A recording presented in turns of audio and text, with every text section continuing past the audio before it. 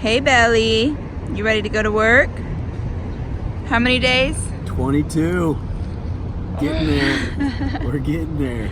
We're running to Fraser. We have some cool experiments today. Yeah, startle response.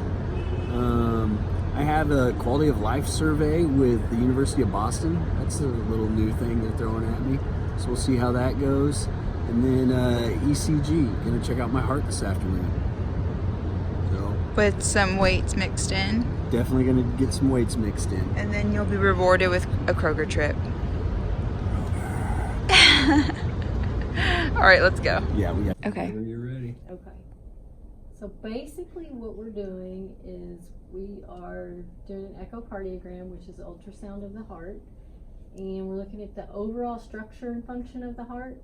So this is the left ventricle, mitral valve, left atrium, right ventricle, tricuspid valve.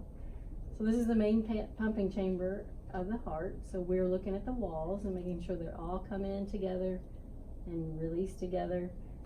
We put color on it to see if there's any leaking. Also look at this side to see if there's any leaking. And then we will also, every time I move my hand a different angle, we're going into different views. So this is called a 4-chamber view.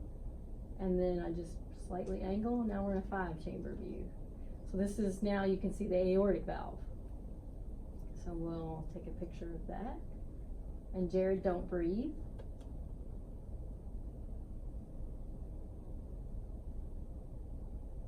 Breathe. So that's air, that's lung interference right there. So that's why I have him not breathe. I was holding my breath. Everybody. And then, so hold.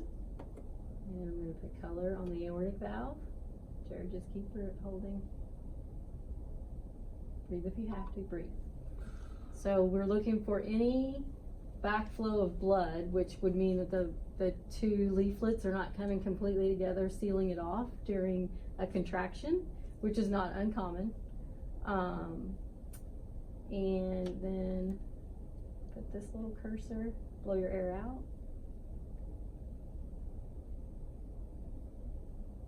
And breathe normally. This is called Doppler. So hold, Jared.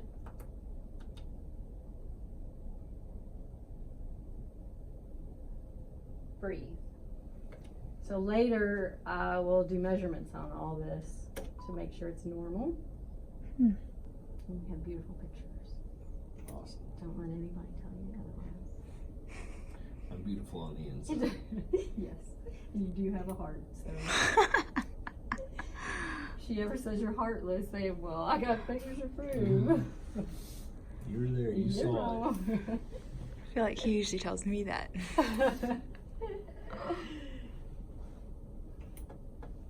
Yeah, can we get her on the table? We need some confirmation. We need some other data. We're going to do 3D. Do you remember 3D? It's like very dependent on breathing and basically not breathing. Okay. So I'm going to get the picture. It doesn't always happen on the first try because this is called 2D.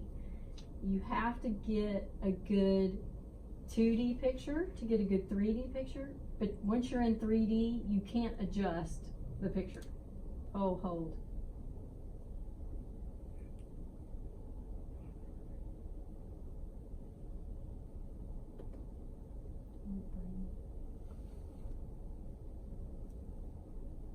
Breathe. I can push my manual wheelchair in a busy hallway with a lot of people. With a little difficulty. I can stop my manual wheelchair. With a little difficulty. Anticlimactic experiment. No, not like MMR where like your arms are jumping everywhere, but so we have a small stimulator on your wrist that we're going to send electrical pulses to, just single pulses. And what we're looking for is just basically confirmation that we're on that median nerve, and it'll produce just a small motor output by making your finger jump. We will, after we find at what point it creates a motor output, We'll turn it just to be below threshold a bit. And we'll do 5 pulses that are spaced randomly apart. And what we're measuring with these electrodes in your palms are sweat gland activity. So it's a measure of the sympathetic nervous system and how that little bit of stimulation should produce a little bit of sweat, like make your palms sweat a little. But sometimes after injury, that sympathetic nervous system pathway is disrupted. So this will let us know if it changes with your training later on. Cool. Okay? Thank you. For sure.